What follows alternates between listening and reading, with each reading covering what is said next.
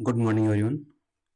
तो आज हम लोग भारतीय परिषद अधिनियम 1909 के बारे में समझेंगे। भारतीय परिषद अधिनियम 1909 इंडियन काउंसिल एक्ट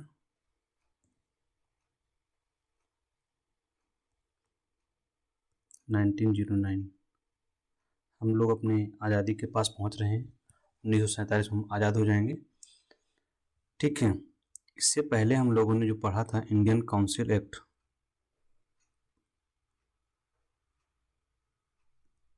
हिंदी में भारतीय परिषद अधिनियम 1892। इसमें एक दो बातें थी वो रिमाइंड कर लेते हैं हम लोग। एक बात थी कि जो विधायी परिषद थी उसका विस्तार हुआ।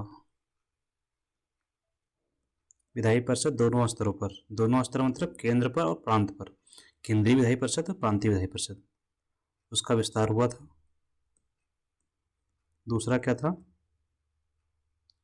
उस विधायी परिषद में जो सदस्य बढ़े थे, गैर नॉन ऑफिशियल मेंबर्स, गैर सरकारी सदस्य, उनको नियुक्त या नामित किया जाना था प्रांत पर गवर्नर के द्वारा और केंद्र के स्तर पर वायसराय के द्वारा।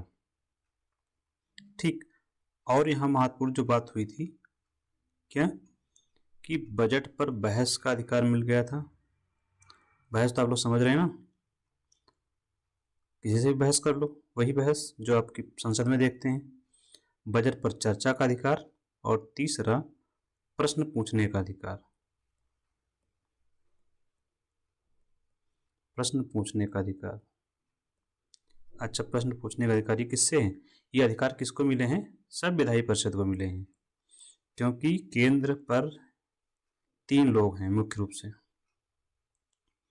ये वायसराय है, दोनों तरफ हेड करता है।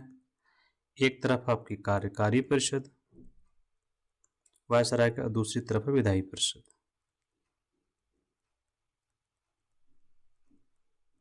ये कानून लागू कर रही है, ये कानून बना रही है। ठीक, यहीं पर संख्या बढ़ाई गई या प्लस हुई या इंक्रीज हुई। इन्हीं को बजट पर चर्चा का अधिकार मिल गया। बजट कहां से आएगा? बजट ये पेश करेंगे कार्यकारी परिषद, इंग्लिश में एग्जीक्यूटिव काउंसिल। ये बजट पेश करेंगे और ये करेंगे चर्चा, और इनको सवाल पूछने का अधिकार मिला इनसे, और ये जवाब देंगे इनको, मतलब विधायी परिषद को।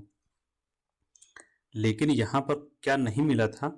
बजट पर चर्चा तो हो रही थी, बजट पर वोट नहीं, और क्वेश्चन तो था, पूरक प्रश्न नहीं। पूरक प्रश्न क्या होता? प्रश्न के बाद प्रश्न करना। जैसे तुम्हारा नाम क्या है, ये प्रश्न हुआ, आपने बताया मेरा नाम XYZ है, तो अगले ने पूछा कि XYZ तो ठीक है, लेकिन तुम रहते कहाँ हो?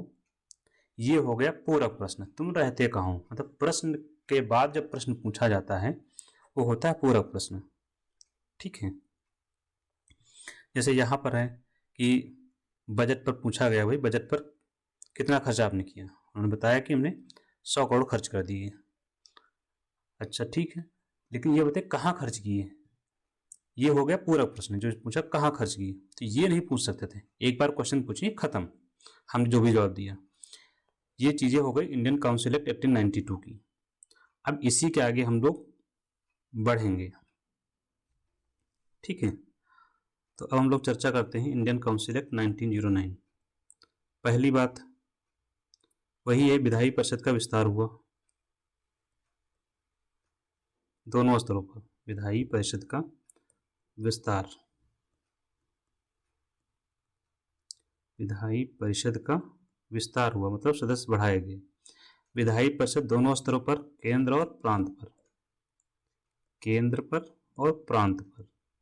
प्रांत पर जो होगी उसे प्रांतीय विधायी परिषद बोलेंगे, जो केंद्र पर होगी उसे केंद्रीय। प्रांतीय विधायी परिषद तो हर प्रांत में होगी, इसमें संख्या वेरी करेगी अलग अलग। केंद्रीय विधायी परिषद तो एक ही होती है, उसमें संख्या फिक्स होगी। केंद्रीय Vidhan Parishad, central legislative council, Indian legislative council या इंपीरियल लेजिस्लेटिव काउंसिल, एक ही बात है। तो यहां पर संख्या बढ़ाकर कर दी गई 16 से 60। ठीक, तो ये विधायी परिषद का विस्तार हुआ।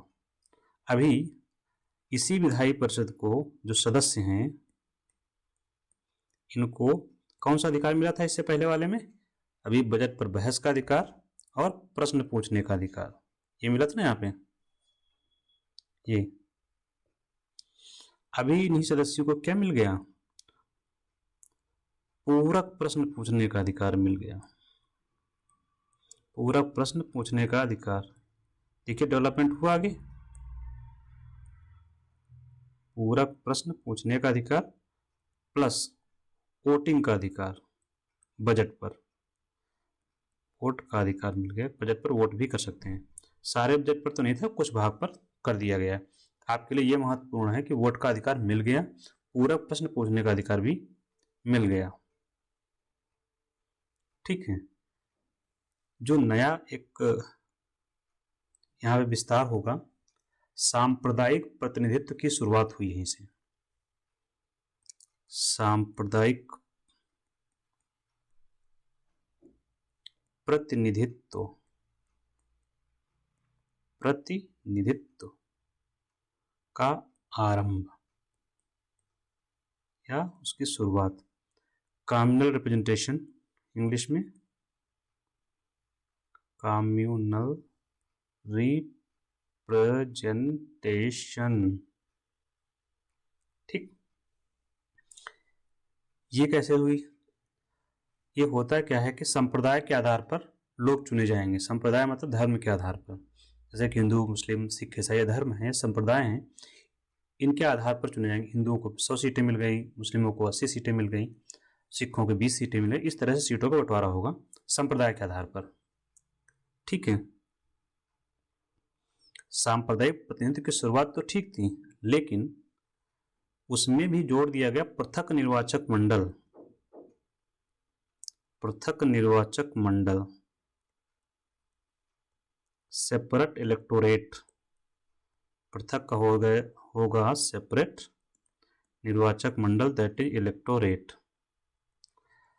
पृथक निर्वाचक मंडल की शुरुआत आप लोग नोट कर लीजिए, फिर समझाते हैं सेपरेट इलेक्टोरेट है क्या। इसका अगला पॉइंट हो गया फादर ऑफ सेपरेट इलेक्टोरेट किसे कहा जाता है? चूंकि यह मिंटो के समय आया था, लॉर्ड मिंटो, इसलिए उसे फादर ऑफ कम्युनल इलेक्टोरेट कहा जाता है। Father of communal electorate.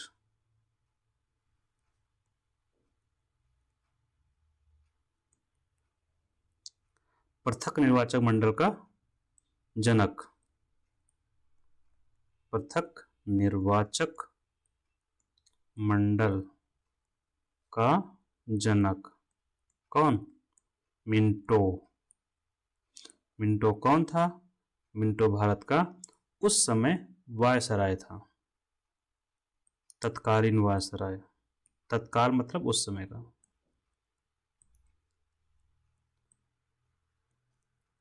ठीक, अब हम समझते हैं पृथक निर्वाचक मंडल। सांप्रदायिक प्रतिनिधित्व तो समझ लिया हम लोगों ने क्या होता है, संप्रदाय के आधार पर सीटों का बंटवारा। ये बहुत जरूरी है। ये क्या है?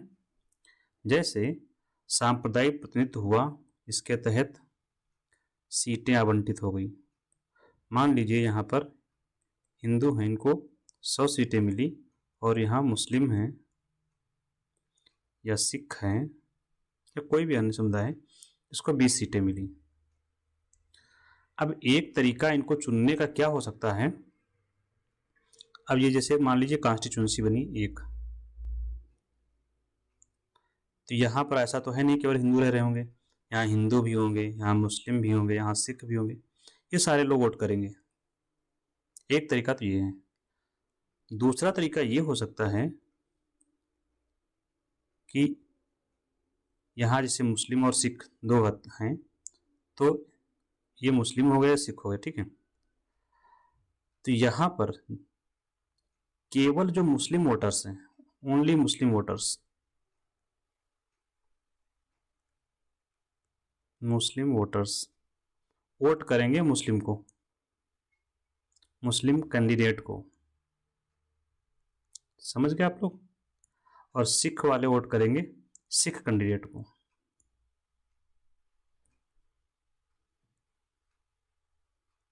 बाकी लोग नहीं करेंगे। तो ये वाली जो व्यवस्था हमने बताई दूसरी वाली, ये यही हो गया पृथक निर्वाचक मंडल। ये व्यवस्था है पृथक निर्वाचक मंडल की, समझ गए। पृथक मतलब होता है अलग, जिसका निर्वाचक मंडल अलग हो। निर्वाचक मंडल जो चुनते हैं, जो वोटर्स हैं। निर्वाचक मंडल क्या होता है? वोटर्स, सभी वोटर्स का समूह निर्वाचक मंडल, जो वोट करते हैं। तो पृथक निर्वाचक मंडल का मतलब है कि मुस्लिम कैंडिडेट को मुस्लिम लोग वोट करेंगे, सिख कैंडिडेट को सिख वोट करेंगे, या जो भी हो। यहाँ पर जो बंटवारा हुआ पृथक निर्वाचक मंडल की शुरुआत हुई मुस्लिमों के लिए की गई, ठीक है। पृथक निर्वाचक मंडल की शुरुआत ये यहाँ पर मुस्लिमों के लिए।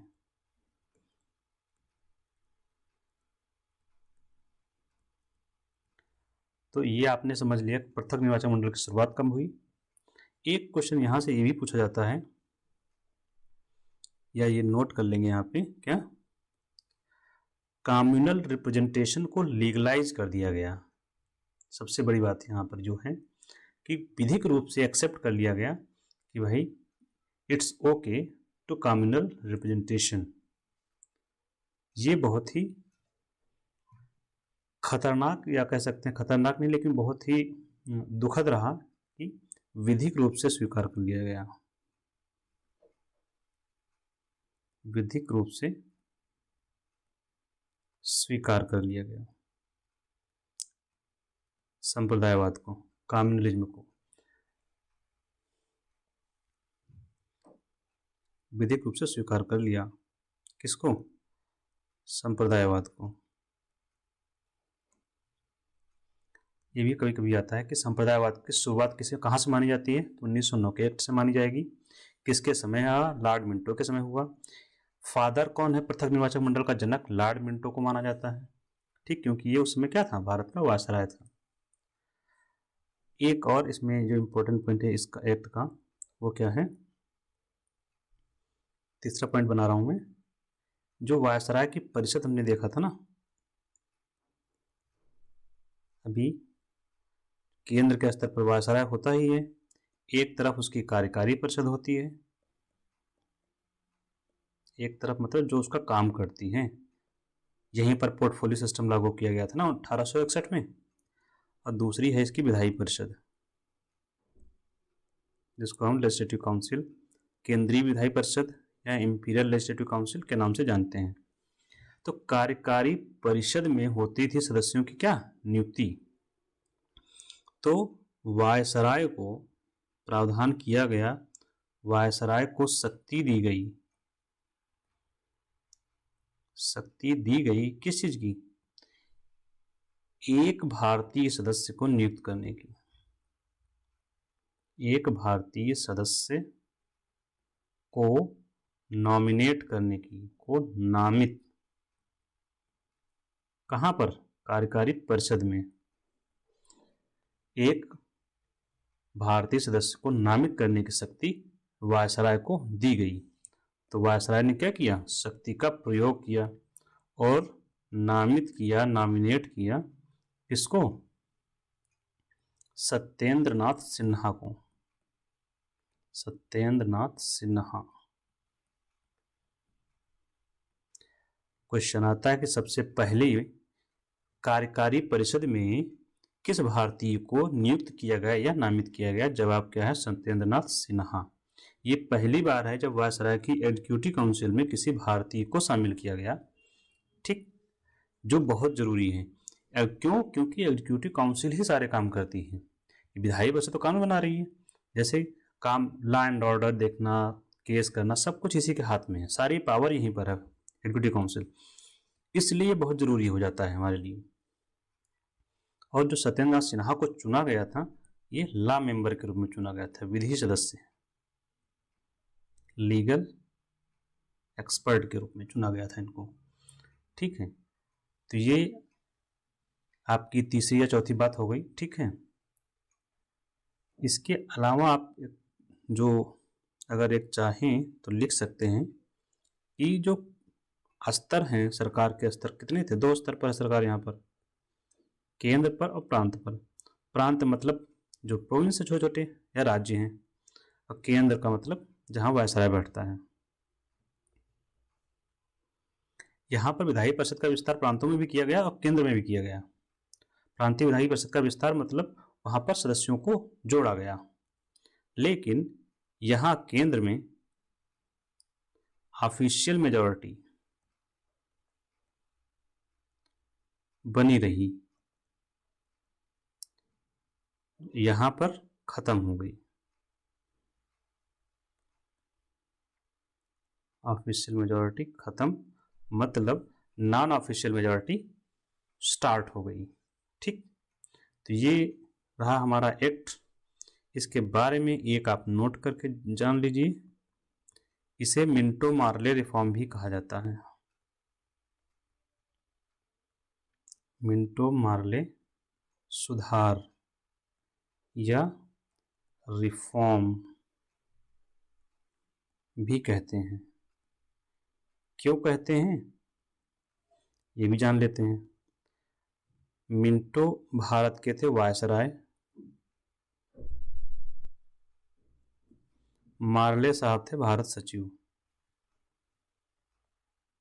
इन secretary of state for India. आप लोगों को व्यवस्था भूल गए कि याद है जो 1861 और 1858 में हमने बताई थी, अभी भी व्यवस्था वही चल रही है। कैसी? ब्रिटेन में ये हो गया आपका यूके, ये बैठेगा भारत सचिव, इसकी सहायता के लिए आपकी एडवाइजरी बॉडी भारत परिषद, ये आपको मैं याद करा रहा हूँ। ठीक, यहाँ भारत परिषद जिसमें कितने मेंबर हैं? 15। ये सब कहाँ है? ये है ब्रिटेन में। ब्रिटेन में भारत सचिव कौन है? कैबिनेट का मेंबर है। कहाँ की? ब्रिटेन की। और कैबिनेट मेंबर मतलब कैबिनेट का सदस्य है, तो कैबिनेट किसके लिए उत्तरदायी है? वहाँ की संसद के प्रति। तो भारत के लिए जो कानून बन रहे हैं कौन बना रहा है? भारत के लिए जो कानून हम पढ़ रहे हैं, इंडियन काउंसिल एक्ट या 1861 से लेकर सारे पढ़ रहे हैं, वो सारे कानून यहाँ बन रहे हैं। ये रखता है वो कानून बन जाता है, इसके पास कानून आता है, ये भेज देता है भारत। ये हो गया आपका यूके, ब्रिटेन। अब ये आएगा कानून भारत में। भारत में कौन है? प्रतिनिधि है उसका नाम क्या है? वो वायसराय, पद का नाम वायसराय है। वायसराय की सहायता के लिए कार्यकारी परिषद है, जिसके माध्यम से वो कानून को क्या करता है? लागू करता है। अब कार्यकारी परिषद हो गई, इसके जो कानून बनाने का काम स्थानीय स्तर पर जो दे दिया गया था, वो विधायी परिषद दी गई। हम लोग जो कानून भी पढ़ रहे हैं, इंडियन काउंसिल एक्ट 1909, वो संसद में पास हुआ है, मेन कानून वहीं से बन रहा है। उसके तहत यहाँ शक्तियाँ वितरित की जा रही हैं, वायसराय को दी जा रही हैं। वायसराय अपनी हैंड ओवर कर रहा है कार्यकारी परिषद को, विधायी परिषद को। ठीक, ये व्यवस्था है इस समय की, 1909 की।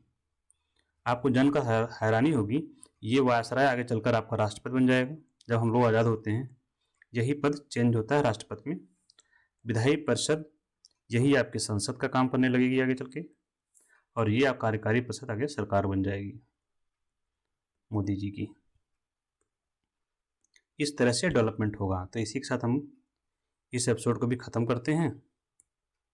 The end. अगला हम लोग पढ़ेंगे भारत सरकार अधिनियम 1919। ये कब पढ़ेंगे हम लोग? Very next day. क्लासेज आप पूरी देखिए, हम पूरा पॉलिटी ख़त्म करेंगे, ठीक है। तो थैंक यू।